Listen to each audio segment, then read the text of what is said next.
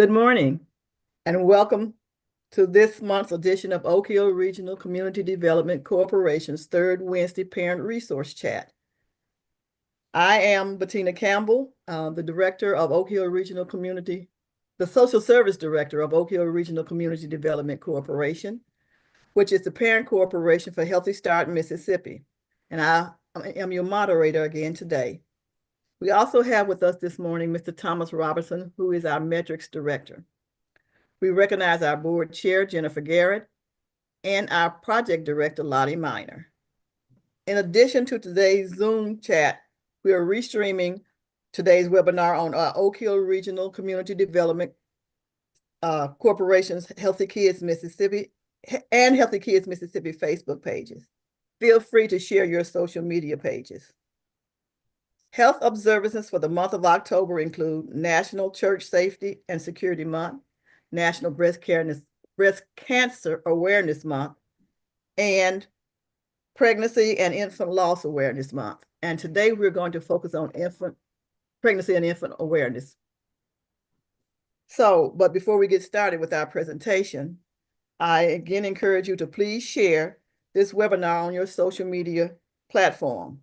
Then I want you to make sure to get your pencil and your paper to write down your questions or your concerns, because I will be sure to save time after the presentation for you to ask those questions. So now we get to the good part. I'm going to introduce you to our speaker today, which is Dr. Janae McCoy White. She is a native of Flint, Michigan. And as a member of Dr. Jennifer Johnson and Dr. Steve Odesimer's research team, Janae works with the Flint community members on the Maternal Health Miracle Project, an NIH-funded multi-level intervention study on African-American maternal and morbidity in Genesee and Kent counties. She is the team lead, and she implements that portion of the project. She also works to develop a series of computer-delivered messages, videos, interactive micro interventions to promote vaccinations among pregnant patients and newborns. And she leads the Apathon community co-creation portion of this project. Anybody get the idea that this is a busy, busy lady? Dr. McCoy's most recent position was the Community Outreach Program Specialist for MSU CHM campus and in Flint. In this capacity, she was instrumental in recruiting volunteer physician preceptors and also getting medical students actively involved in the Flint community, where she facilitated also the Missouri Community Action Poverty Simulation for MSU students, which I had the opportunity to be a part of. And it was an awesome way to get students engaged in the community and understanding culture, awareness, and all of the social determinants of health, they call them, that our residents in Flint were experiencing. And so it helped to make them a better, more aware doctor of all people and their health concerns.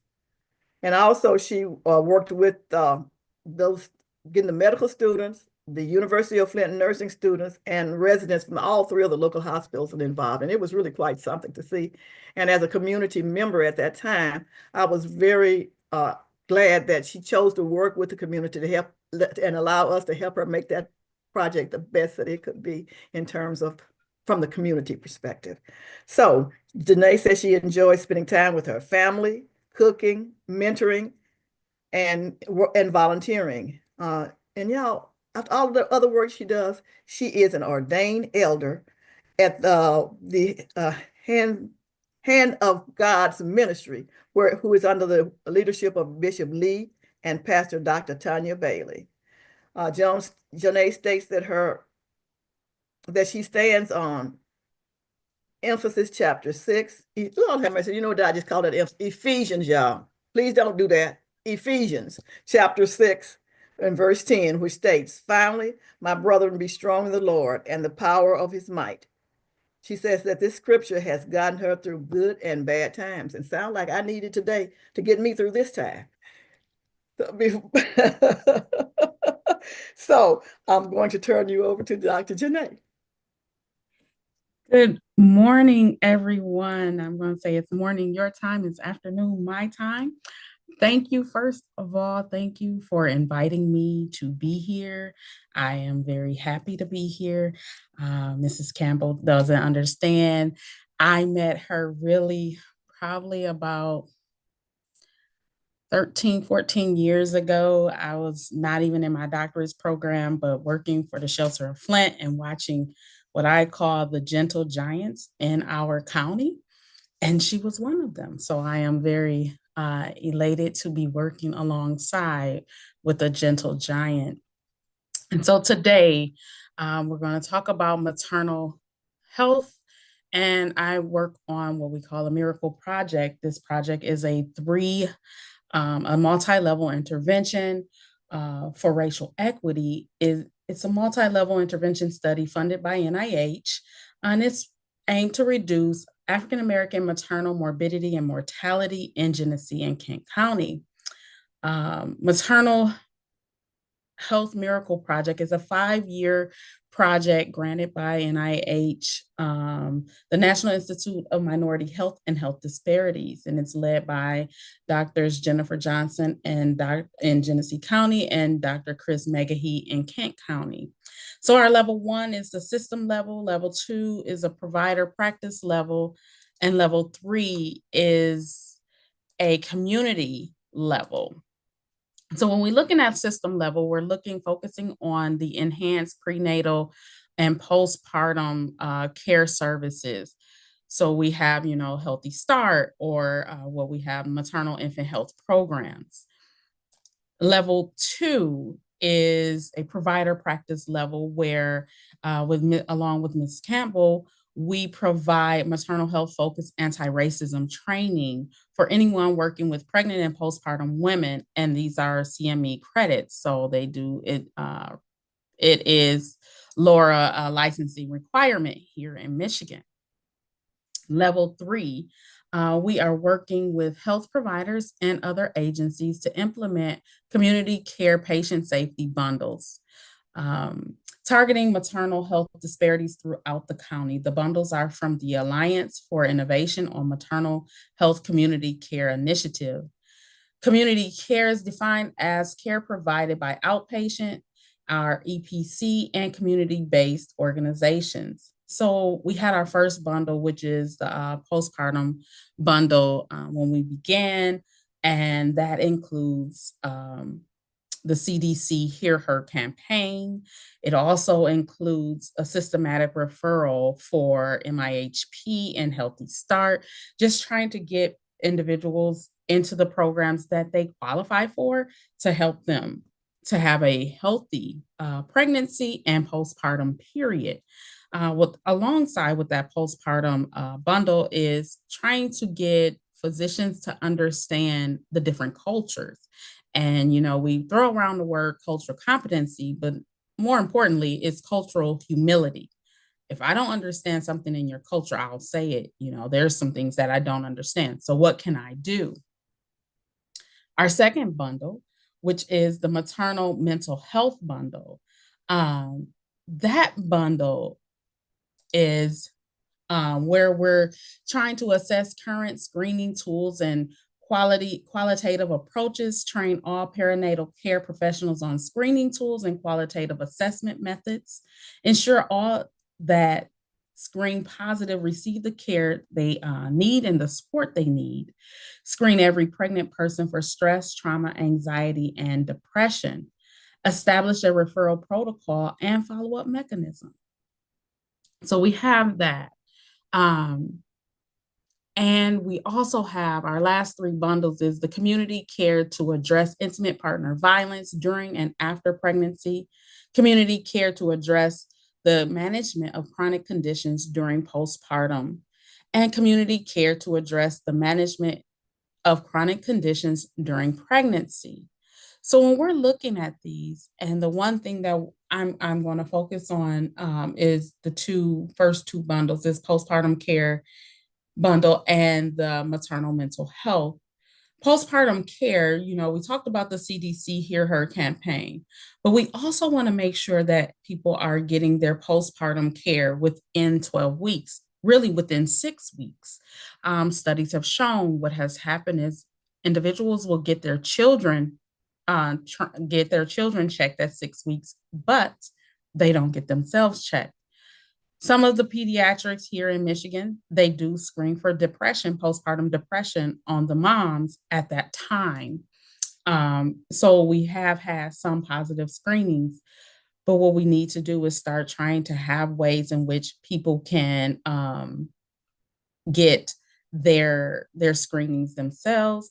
And one of our residency programs is connecting to another, the pediatric residency program, so that the OB-GYNs can be in the office and do a 6-week checkup when the baby is being checked as well. So that's the other thing. But one thing that we don't think about is what happens when a pregnancy loss and how are moms treated then. Some individuals don't go back for their 6-week checkup either. And we look at what is going on. Right at the moment, everyone rallies behind mom as far as those in the hospital and families. But then when you walk away, we look at, and I think about just death in general. When death happens, everyone comes around that first week. And then after the person is buried, it's total silence. And so for us, we have a number of projects and that's going on here in the area. And one of them is Heal, and it's healing after loss. And this is where someone between the ages of 18 and 50 years old has experienced miscarriage, stillbirth, a death of a newborn, or medically necessary termination, like an ectopic pregnancy, within the past 18 months. And so they get free counseling and they go through different ways of getting counseling. The first one is to work through this grief by just talking about the loss, letting the person talk about the loss. The other treatment work by focusing on ways to cope with feeling down rather than on the loss itself. Both treatments are effective. But see, what do we do as a family? What about the partner? Is the partner being treated? And how can we also incorporate our children? I think about this. So it has been 19 years. October 12th, my sister had twin girls. And on that day, we all were like, oh my God, it's too soon. The babies came anyway. And so my nephew, her oldest son, that was his birthday. And so he came to me. He was like, how are they doing? And I was like, right now, we don't know. We didn't know I didn't know personally how the babies were doing. I knew that the girls were hanging in there for the first 5 hours. So I'm like, I don't know, babe. And he was like, well, I told God I'll share my birthday. And I said, I think God knows that's okay. He was like, I'm not being selfish. I want them to live. And I was like, thank you. By that next day, the first daughter passed. And he said, but I told God I'll share my birthday. And I was like, don't worry about that. That's not what God, he's not punishing you or he's not taking them away so you can have a birthday. I was like, don't feel that way. I said, you can feel sad. And then a month later, the other twin passed. And so I was still talking him through it and understanding my mother was rallying behind my sister to get her to feel good. And then I'm talking to my niece and nephew and letting them know, it was nothing no one could do. We're going to get through this together, but still talk about your feelings. And I think where we don't do that is we don't think about the children. We don't think about the siblings of these children that we have lost, because we're so focused on the parents. With, yes, the parents need to be focused on, and mom who carried the baby needs to be focused on, but also these siblings, because they have prepared for a sibling. They have made up in their mind they're about to have a sibling, and they're ready to have the sibling. And then sometimes they think, well, I was bad. No, it was nothing that you done that harmed the baby. It is something that just happened. And we as a family has to go through therapy and letting them be able to just talk about their feelings. Let them open up and let them start talking about how they feel. So then we can teach them how to cope and how to feel, and let them know it's okay to not be okay. But let's talk about it. Don't hold it in and don't bottle it up. We can talk it out so we can get through it, and then we'll have a good time again. We will still have a happy time. But at the moment, we're in this space. How do we talk our way so that we can feel okay with not being okay? And I think that those are some things and programs we need, not only for just children, but also we need these for the moms and the dads, giving the dad a chance to talk about the loss. You know, far too often, we don't let everyone talk about how they feel. We don't even think about it. Not being evil is just, we know that this person had this and this baby inside of them. So let's let them, we want to make sure that you're okay physically, but mentally, what's going on? We don't want you to think that it's your fault. We don't want you, so what things can we do to help you get through this? And sometimes it's just being there and being that listening ear, letting them cry. And one thing, you cannot tell them when they should be over it. You cannot tell someone, well, you should be over that death by now. No, we need to talk through these things. We need to actually ask people, how are you doing? And give them that space and give them those moments. And I rest assured it will make it better. But then you need to look at what places and resources are in the area for them.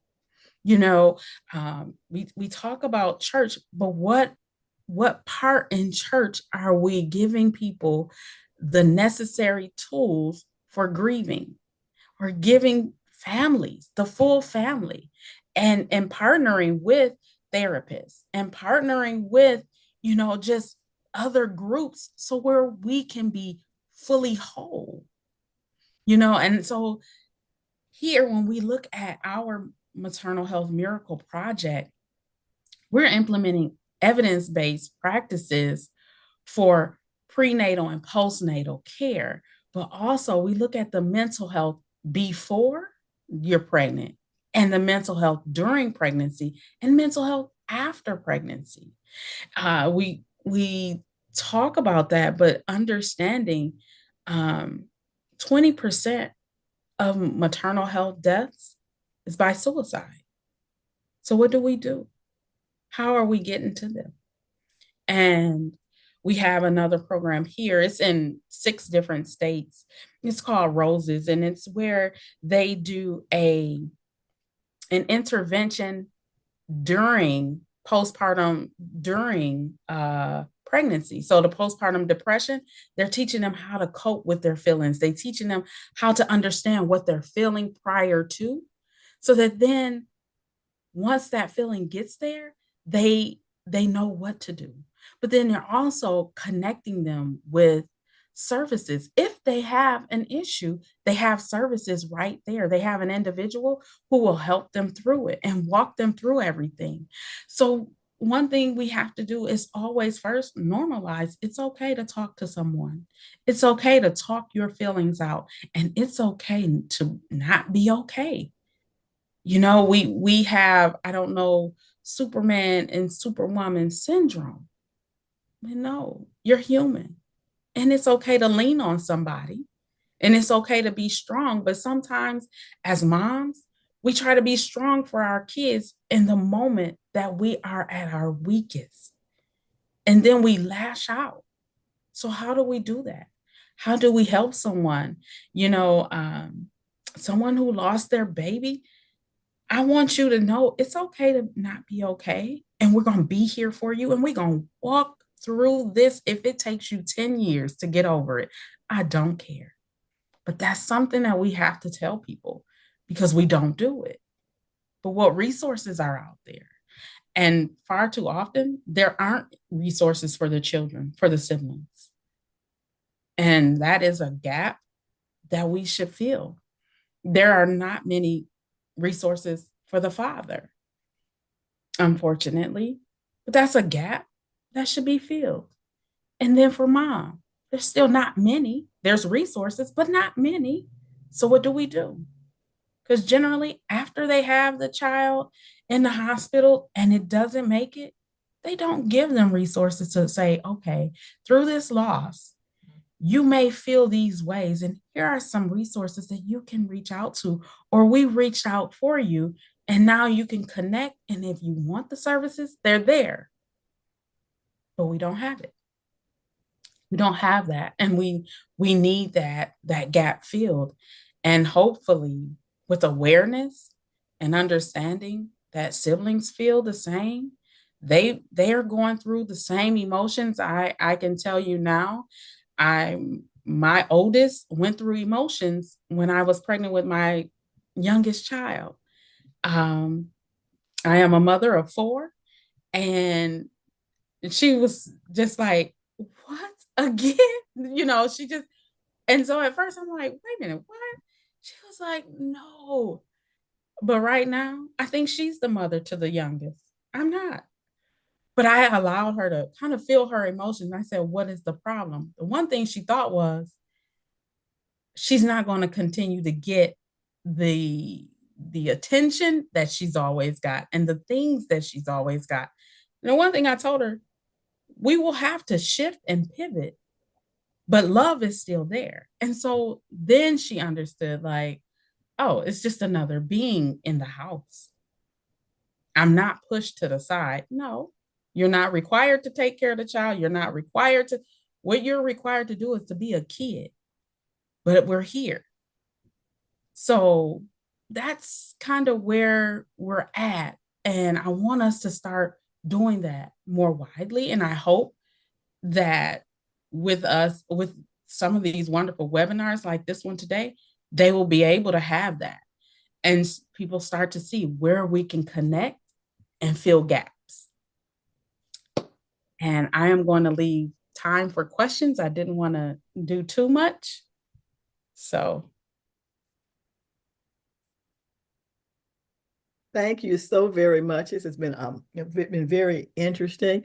And some of the questions that I had for you, you've already answered in terms of why it's so important that we allow families time to grieve and that we encourage them to grieve that loss, because otherwise it could show up as mental health issues or even legal issues down the road when people are acting out. And so I'm glad you did that. Now, you kind of touched on it, but I really want to just highlight that for children, we talk about grief after the loss of a sibling, but it can also be feeling a sense of loss in the house when a new baby is introduced into the house and mama has to spend a lot of time with that baby. And so how do we address the loss of mom's time with so me instead of that baby that's always taking up mama's attention? I'll take them back where you got them from. I don't want them here.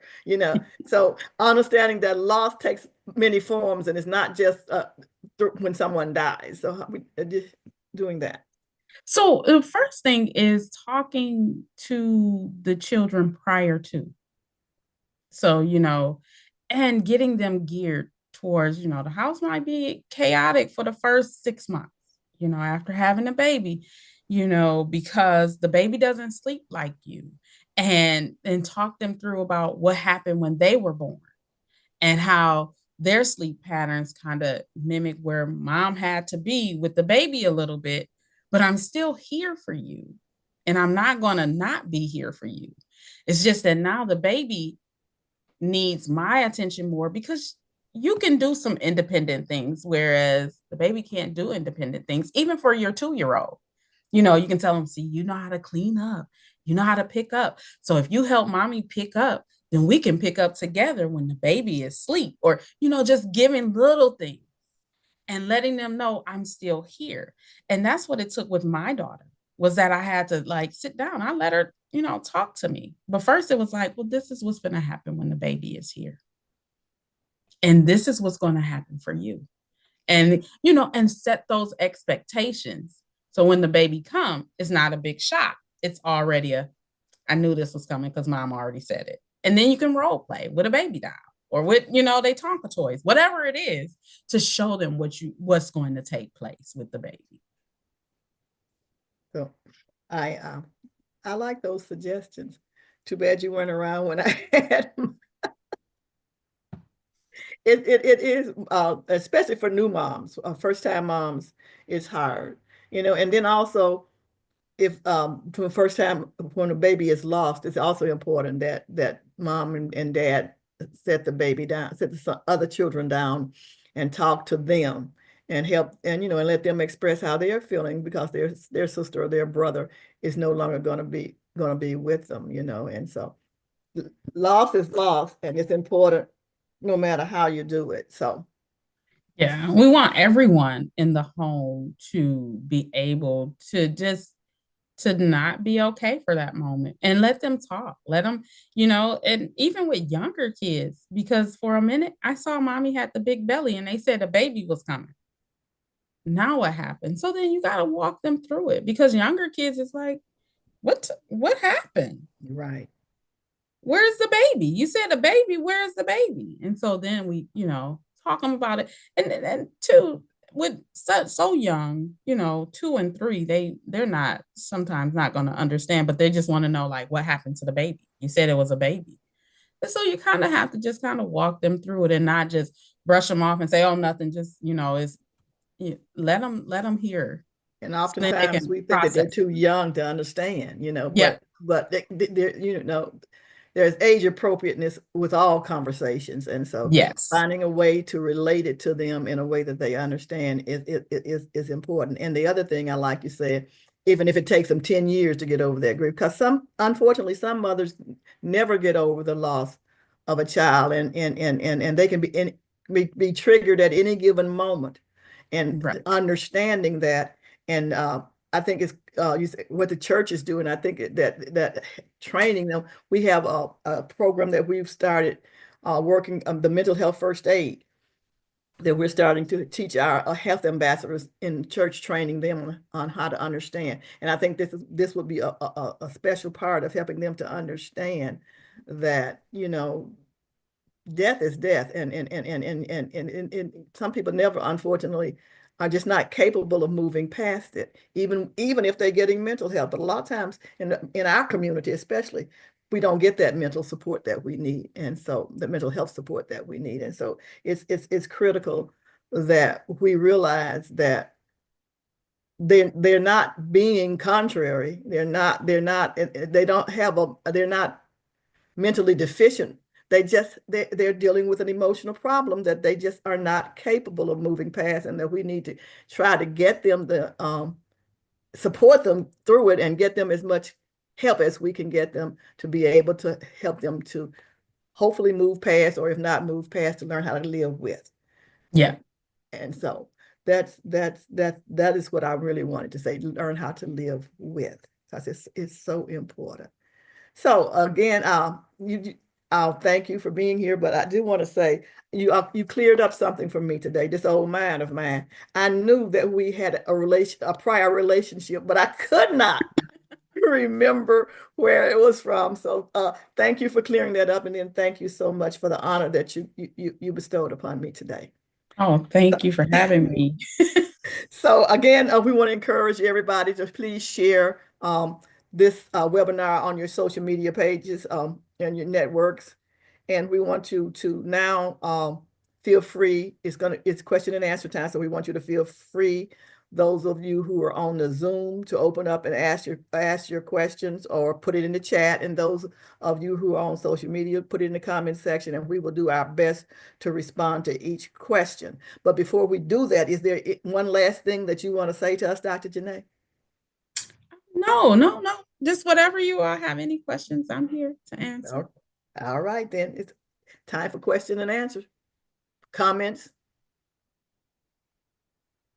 So again, those of you who are on Zoom, feel free to open up your mics and talk to us, or and the other people, please put it in the comment section or put it in the chat, and Duke will ask those questions that's in the comment section.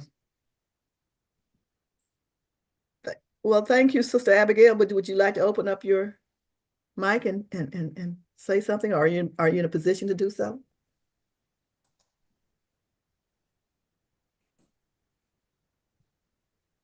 Hello. Good morning. Oh, It was great information about the loss, and you're right. I did everything he said. You're not clear. Okay. I'm not clear, probably because I'm in a meeting. That's way okay. another meeting. So, Okay. But the information that she shared was great. Also, she's right. After a week, everybody's gone. Everybody disappears on you. So, everybody deal with loss differently. So, but anyway, the information I just wanted to tell you was great, and I enjoyed the presentation. Thank you. I see Sister Carol Jackson has her hand up. Sister Carol Jackson, you want to open up your mic? yeah. Thank you so much for this. Thank you so much, Miss Patina, for having this. And thank you, Dr. White, for answering so many questions as you talked. And it just reminds me of the people. I work at a domestic shelter for women. And so many of their stories come in where things have happened to them. And then one of the things that of them losing these young ladies after losing babies and stuff, I never hear where they go and get counseling. They just get quiet. And so they get depressed and they don't know how to deal with, sometimes they blame themselves, for whatever happened, trying to figure out why the baby died, why it's not here with me, what did I do wrong? And a lot of times they don't have answers, or I don't think anybody says you can get counseling for this if this is available in our community, with our community. I think that should be one of the things implemented, as far as helping women that has babies and in that area where they did die. How do we talk to them? Because they are depressed. They really are depressed. And a lot of times they blame themselves. They don't do good in the house. They don't do good with their children. They withdraw. So I thank you for bringing all that up. And I wish more states had where you tended to those that did lose their babies and you stayed with them until you see there's a place of recovery for them. So I thank you so much for everything you talked to us and you told us about. And now we know what to pray for or to ask about. We go to community meetings or however. Thank you again. Thank you, Dr. White. Thank you. Mm-hmm. Thank you, Abigail, and also Ms. Jackson, for those wonderful comments, because they are important. And I'm sure Dr. White is excited to know that her message is reaching you. Yes. Yes. Mr. Jackson, do you have another question, Sister Jackson, or you just forgot to lower your hand? Are there any other questions or comments? Do we have anything from social media, Duke? No, ma'am, not at this time.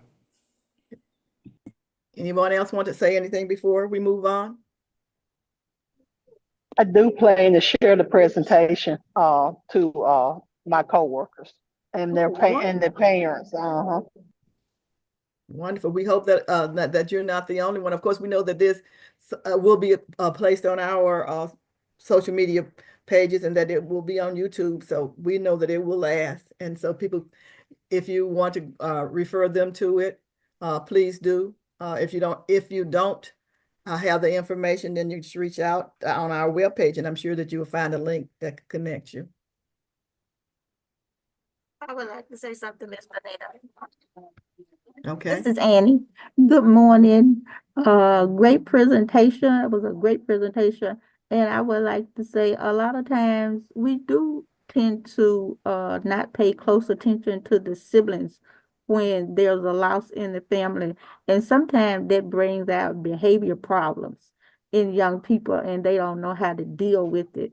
And then the parents might not think that they need therapy or need to talk it out with somebody. And a lot of times they do. And that was great information. Thank you. You're welcome. Thank you.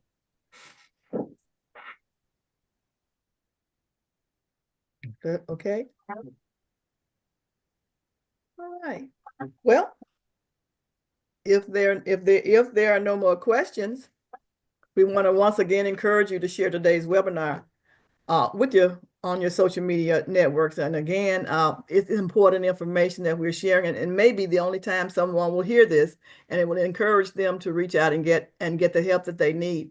Because I know when I had my second child, I was not a social worker at that time, and I had not heard that my doctor never told me anything about postpartum depression or anything. And so when I went through, I just knew that I wasn't right. And I just intuitively, because I have friends that I share with no matter what. I was able to share with them, and two of them were nurses, and they were able to tell me what was going on and to support me, but also to direct me to getting the resources, the help that I needed. And so again, please share this information. And even if you know someone who's in the midst of going through something like this right now, it would be beneficial, but also it's also beneficial anytime. So please share. Finally, I want to tell you about our reminders. And our Ask Mary and Pat Zoom webinar will be at 6 p.m. on Monday, October the 28th. And our next third Wednesday's Parent Resource Chat will be Wednesday, November the 20th. And we'll be talking about, our intentions to talk about childhood pancreatic cancer.